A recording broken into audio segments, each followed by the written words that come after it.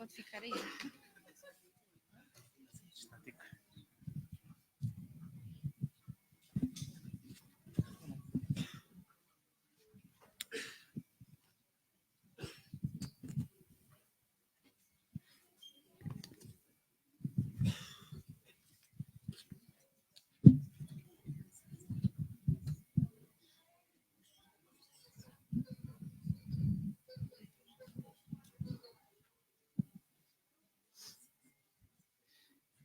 Bom dia. Vamos só deixar as crianças subir porque a concorrência é demasiada.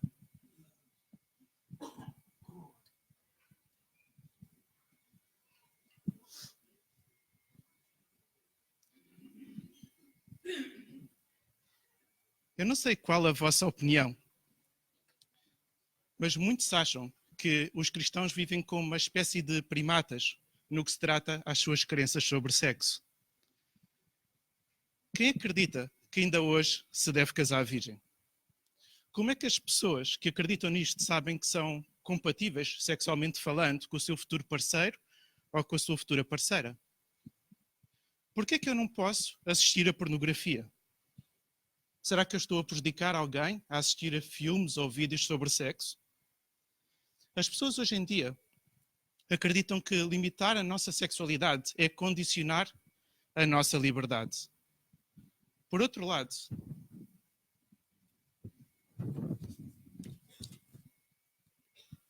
nós como cristãos achamos que o mundo no tempo dos primeiros cristãos, nos tempos bíblicos, era menos cético, era menos perverso.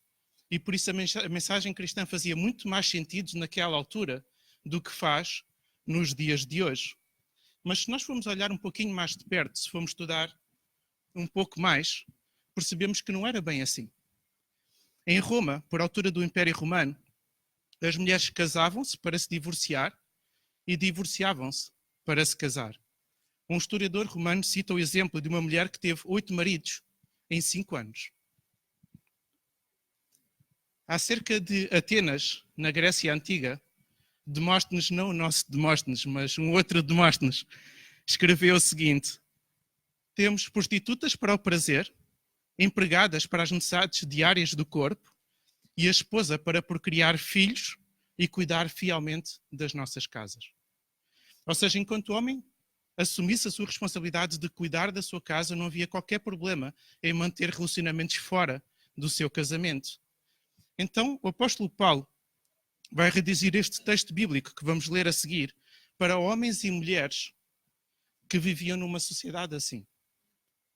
Os leitores a quem esta carta era destinada viviam numa cultura onde a moralidade tinha morrido, onde a castidade era uma virtude desconhecida.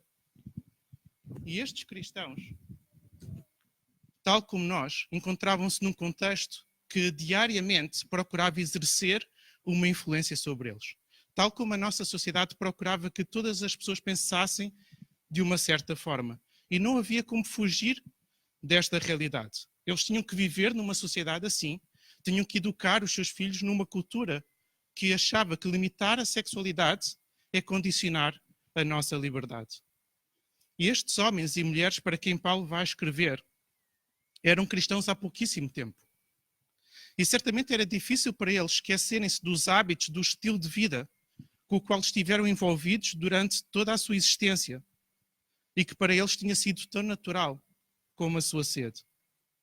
Eu creio que podemos identificar-nos com estes cristãos de Tessalónica em pelo menos 2 pontos. O primeiro ponto, eles viviam numa cultura com valores em relação à sexualidade completamente contrários à mensagem cristã.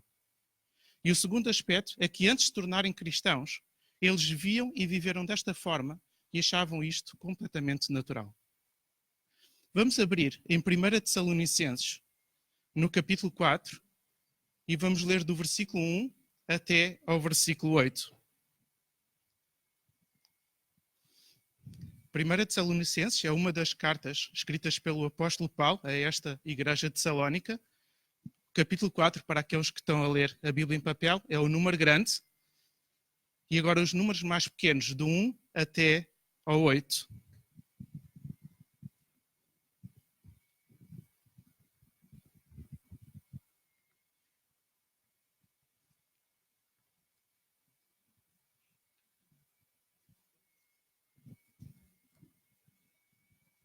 Então, 1 Tessalonicenses, capítulo 4, do versículo 1 até ao versículo 8.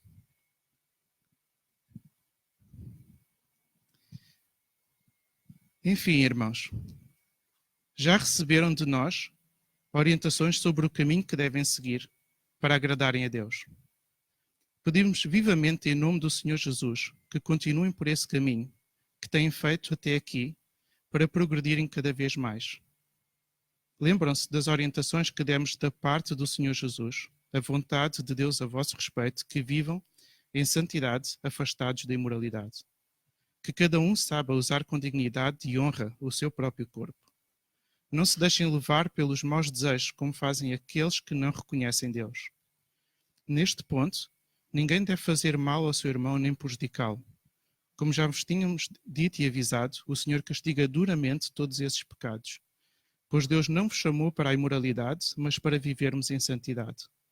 Portanto, aquele que desobedece a estes preceitos não é um homem que desobedece, mas sim a Deus que vos dá o seu Espírito Santo. Vamos orar. Deus Pai, obrigado. Pai, por mais esta oportunidade de estarmos aqui juntos. Pai, obrigado desde já por este tempo onde podemos estar a bendizer o Teu nome com estes cânticos. Pai, também pela forma como estas verdades bíblicas que foram cantadas renovam a nossa alma. Pai, pelas promessas que nós vimos nestes cânticos. Pai, te oro desde já para que Tu possas orientar agora estes próximos minutos. Pai, que Tu possas falar ao nosso coração. Não só ao coração dos meus irmãos, mas também ao meu.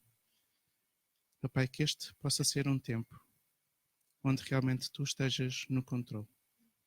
Pai, que a letra deste cântico que nós acabamos de cantar, em que nós somos o Teu lar, Pai, que Tu tens completa liberdade para fazer o que Tu quiseres dentro do nosso ser e através do nosso ser.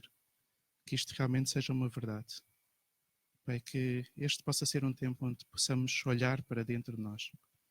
Vai ter uma postura mais crítica no sentido de avaliarmos os nossos atos, as nossas atitudes, os nossos pensamentos. Pai, confrontá-los com a Tua palavra, Senhor. No nome de Jesus. Amém.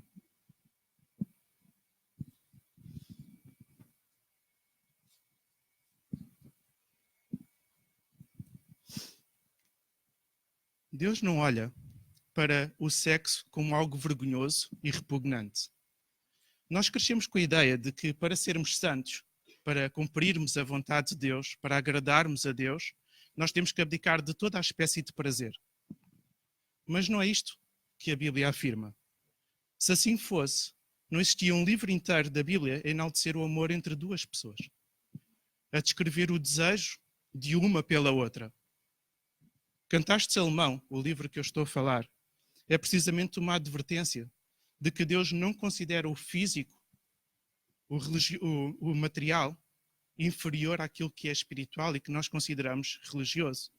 Se Deus condenasse o prazer, por que é que Deus teria criado o clitóris na mulher?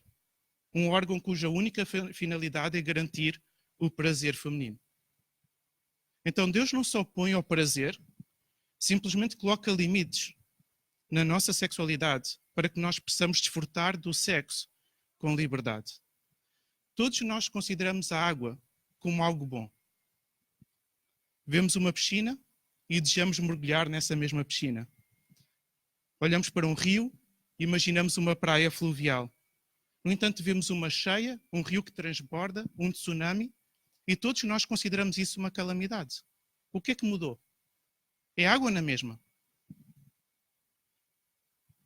Algo desejável, algo agradável à vista, pode tornar-se uma calamidade quando excede os limites e por isso causa estragos.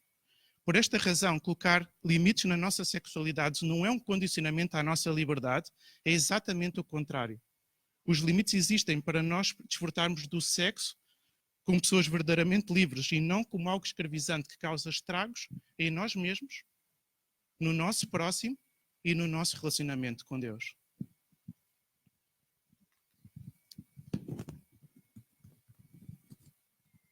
Paulo começa por alertar estes novos cristãos para que cada um saiba usar com dignidade o seu próprio corpo. O apóstolo Paulo, mais uma vez, não está a dizer a estes novos cristãos que eles se devem privar de qualquer forma de prazer para honrarem o seu corpo. No entanto, a falta de limites na forma como nós vivemos, como nós expressamos a nossa sexualidade, pode afetar-nos seriamente e impedir-nos de sermos verdadeiramente livres. Olhamos, por exemplo, para a pornografia e achamos que isto não prejudica ninguém. São vídeos inofensivos. No entanto, vários estudos já foram realizados e a maior parte deles foram realizados por pessoas não cristãs. Então não tem propriamente um cunho religioso este tipo de pesquisa.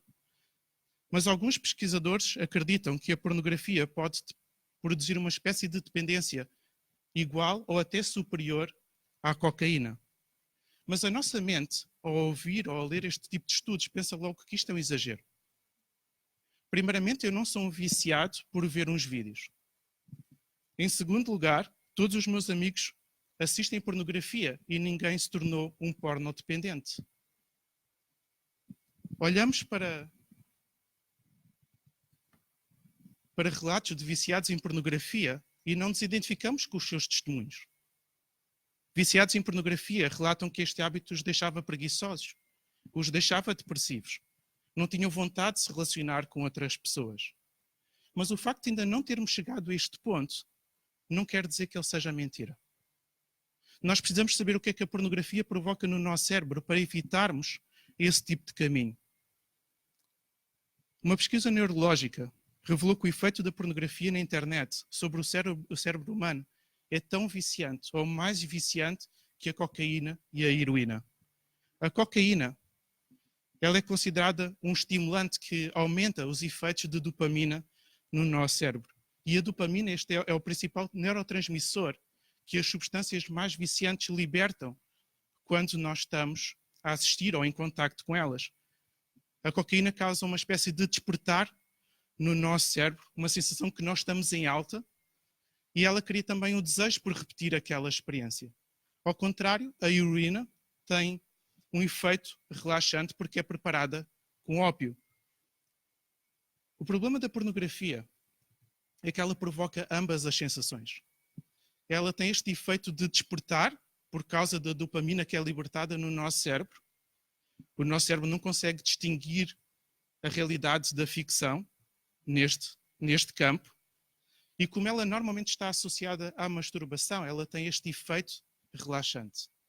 Mas um pesquisador americano diz que a pornografia na internet ela faz mais do que aumentar significativamente o nível de dopamina no nosso cérebro. Ela literalmente cria uma dependência, porque ela altera a matéria física que está dentro do nosso cérebro. Outro aspecto do vício da pornografia em relação às substâncias químicas, como a heroína e a cocaína, é que o nosso corpo tem a capacidade de ir expulsando alguns químicos que estão ligados a estas drogas, como a cocaína e a heroína. Mas as imagens pornográficas, elas ficam retidas no nosso cérebro. O nosso corpo não tem esta capacidade de expulsá-las. O objetivo com esta argumentação não é causar medo, até porque o medo raramente provoca mudanças duradouras, mas estes argumentos apenas reforçam a ideia de que uma sexualidade sem limites, ela é altamente escravizante. E por isso Deus coloca limites na nossa sexualidade não para condicionar a nossa liberdade, mas para que nós possamos vivenciá-la de uma forma completamente livre. Paulo continua e refere que estes cristãos não deveriam deixar-se levar pelos maus desejos como fazem aqueles que não reconhecem Deus. É interessante ouvir aqueles que defendem que os limites na sexualidade restringem a nossa liberdade, mas depois tentam colocar algum tipo de limite com o argumento de que tudo é lícito se não prejudicar o outro. Nós sabemos que qualquer pessoa rebelde e insubmissa a Deus, com uma mente deturpada, consegue justificar uma prática repugnante, transformando essa prática em algo justo e até piedoso. Todos nós rotulamos a pedofilia como algo doentio. Mas será que é assim tão mau? Todos nós consideramos o sexo como algo bom. Será que é justo privar uma criança de algo bom só porque ela não sabe pedir? Obviamente eu não estou aqui a defender a pedofilia. Todos nós sabemos que uma criança abusada sexualmente carrega consigo traumas para o resto da vida. Apenas estou a dizer que quando nós retiramos Deus da equação e tentamos criar o nosso sistema de valores, definindo aquilo que é certo e aquilo que é errado, tudo fica demasiado vulnerável. E o autor de Juízes, um dos livros do Velho Testamento, revela que os maiores atos de insubmissão e de rebeldia para com Deus, com maior prejuízo para o próximo, aconteceram precisamente porque a certa altura na história do povo de Israel, cada pessoa fazia aquilo que achava correto aos seus próprios olhos. Cada pessoa fazia aquilo que bem lhe apetecia.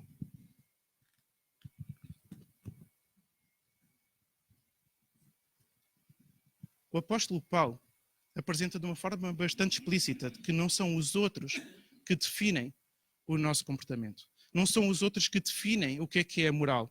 No versículo 8, este líder cristão diz que aquele que desobedece a estes preceitos não é um homem que desobedece, mas sim a Deus que nos dá o Espírito Santo. Estes cristãos viviam numa cultura onde tudo era permitido, ou quase tudo era permitido. Onde a castidade, a moralidade tinham sido esquecidas, tinham sido abandonadas. E aquilo que o apóstolo Paulo está a dizer aqui é que estes limites na sexualidade não eram ensinamentos de homens. Não eram apenas ensinamentos do apóstolo Paulo. Eles precisavam de ser encarados como ordens vindas da parte de Deus. E por isso precisavam de ser obedecidas como tal. E o próprio Deus iria capacitá-los de forma a permanecerem firmes nas escolhas corretas. Como cristãos, nós fomos chamados para viver como pessoas livres, por mais que esta liberdade pareça limitadora e condicionadora aos olhos dos outros. Deus não criou estes limites na sexualidade para gozar com a nossa cara, para nos fazer parvos aos olhos dos outros. Eles têm um propósito, têm uma razão de ser.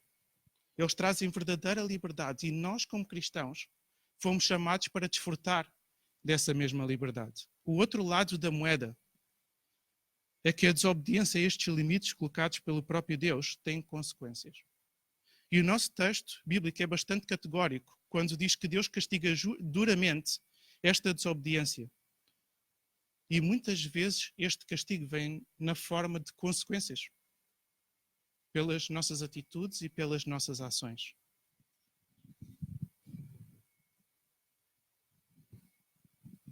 Paulo conclui com a ideia de que ninguém deve fazer mal ao seu irmão, nem prejudicá-lo.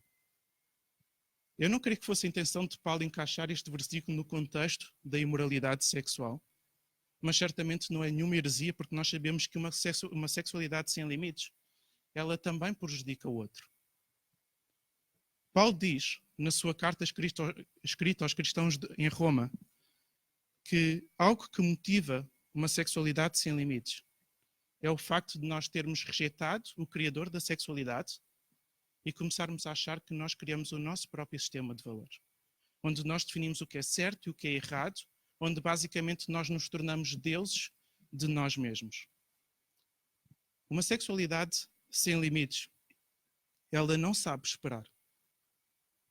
Ela não respeita a vontade do outro e por isso ela provoca prejuízos sérios. Segundo um estudo promovido pela Universidade do Minho, alguns dos jovens entrevistados nesta pesquisa não consideram como violência sexual no namoro pressionar o seu namorado ou a sua namorada para ter relações sexuais. Quais as motivações para termos relações sexuais antes do casamento? Será que é apenas amor? Será que é uma espécie de realização pessoal? Será que é um estatuto que eu procuro promover diante dos meus amigos, como fosse uma espécie de troféu ou de medalha que eu consegui alcançar e que posso exibir? Se eu já tive relações sexuais com outras pessoas antes da minha atual namorada ou namorado, marido ou mulher, é inevitável que eu venha a fazer comparações. E a pergunta que surge é: por que é que eu vou lutar para manter um namoro ou um casamento se eu já tive ou poderei vir a ter experiências melhores? Mas quando nós restringimos o sexo ao casamento, os nossos pensamentos após momentos de intimidade são de gratidão e não de comparação. E por essa razão, nós estamos muito mais livres estamos muito mais dispostos a lutar e a perseverar no nosso casamento. Então, se tu realmente amas o teu namorado, a tua namorada, o conselho que nós vemos aqui é: guarda o sexo para o casamento. O teu namoro tem muito mais hipóteses de durar se seguires este conselho.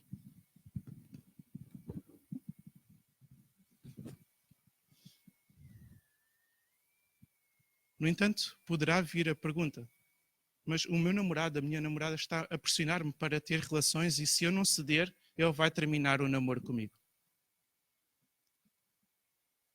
Talvez a minha resposta é: se o teu namorado ou namorada não consegue respeitar a tua vontade agora, durante o namoro, que garantias é que vais ter que ele vai respeitar a tua vontade durante o casamento?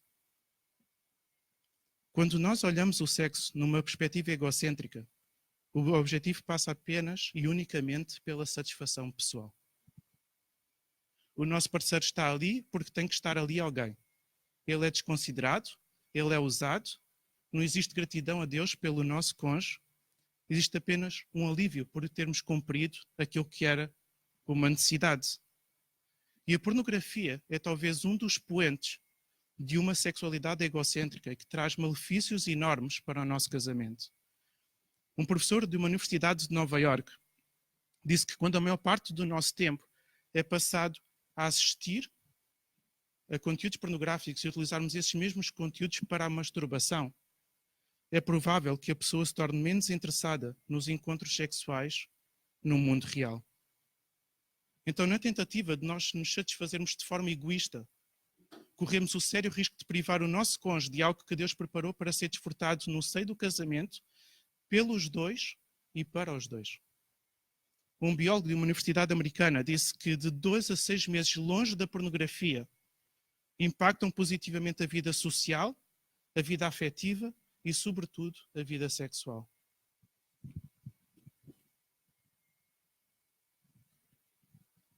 Uma sexualidade com limites não é uma condicionante à nossa liberdade.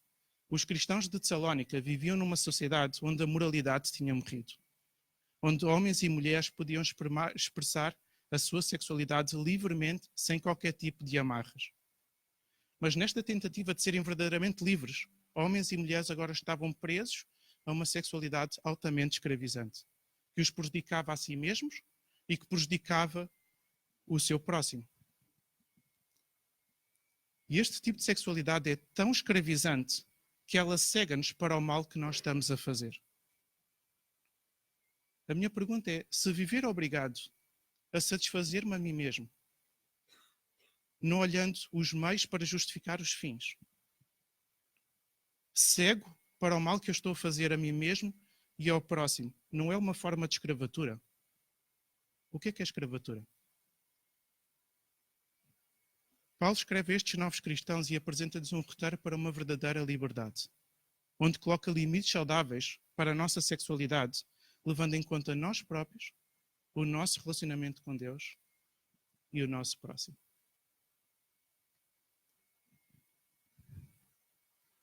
Vamos orar.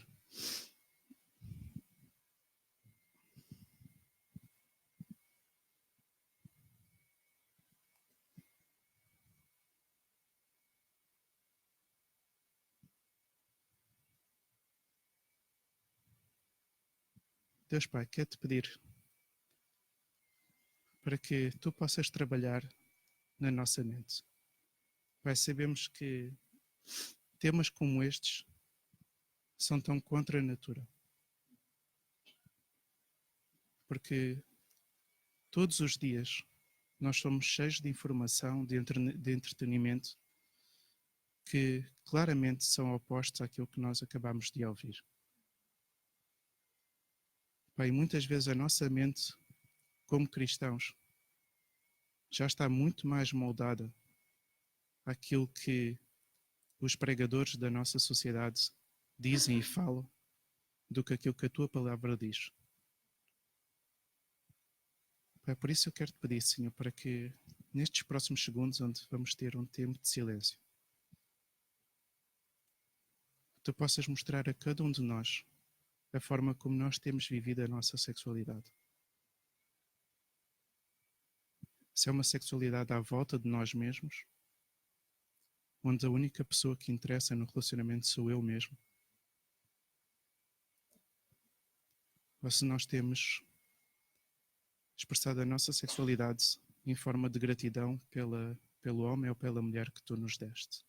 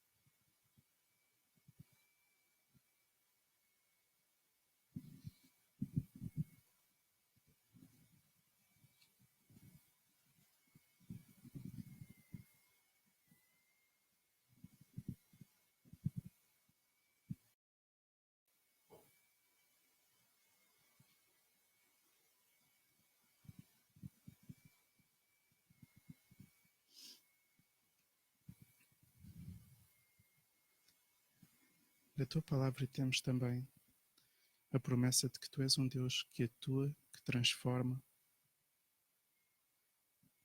um Deus que liberta. Pai, se neste momento nós estamos a ser escravos de um vício, como por exemplo a pornografia, Pai, te oro, Senhor, para que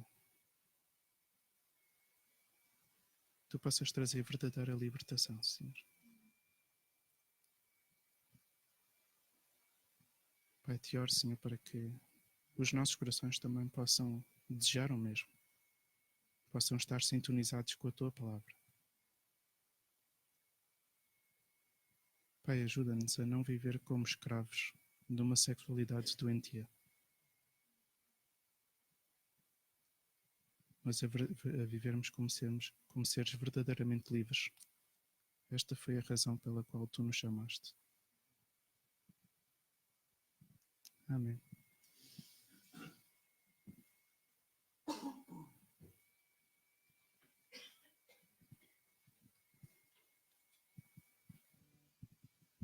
Irmãos, já tivemos um bom tempo de silêncio muito importante que o pastor Pedro nos deixou e nesse momento tivemos a oportunidade de pensar individualmente. Vieram só duas imagens e queria, pelo menos da minha parte, daquilo que a mensagem me falou, vieram duas imagens, uma que o pastor Pedro nos deixou aqui, que é a imagem não é do maremoto, do tsunami, e realmente como os estragos são diminuídos com prevenção, com atitudes tomadas previamente. os estragos diminuídos com a prevenção. E lembrei-me de Daniel, quando foi para um país pagão, ter, antes de estar exposto às tentações, se misturar com as práticas pagãs, assentou no seu coração não se contaminar com aquela cultura, embora estivesse lá. A segunda imagem que me veio, irmãos, é uma imagem que passa por um filme, tentei lembrar-me do filme e não me consegui lembrar, que é do indivíduo que foi preso injustamente, em tempos muito antigos, e tentava fugir da prisão, daquela escravidão, daquela prisão. Impressionou-me tanto esse filme, porque ele tentou mais de 10 vezes, mais de 10 fugas ao longo de 10 anos, ou lá o quê, não sei se alguém se lembrará. Talvez, não sei, Um Homem de Olhos Azuis, autor norte-americano, não me lembro, não é importante.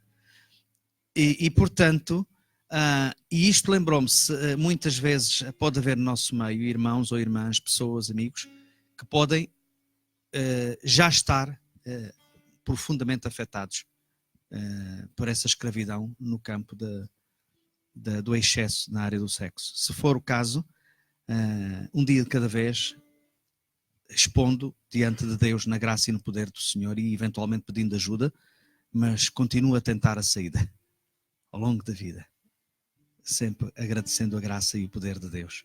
Mas obrigado, Pastor Pedro, pela mensagem tão relevante, tão importante que nos deixou para a nossa reflexão e de todos nós.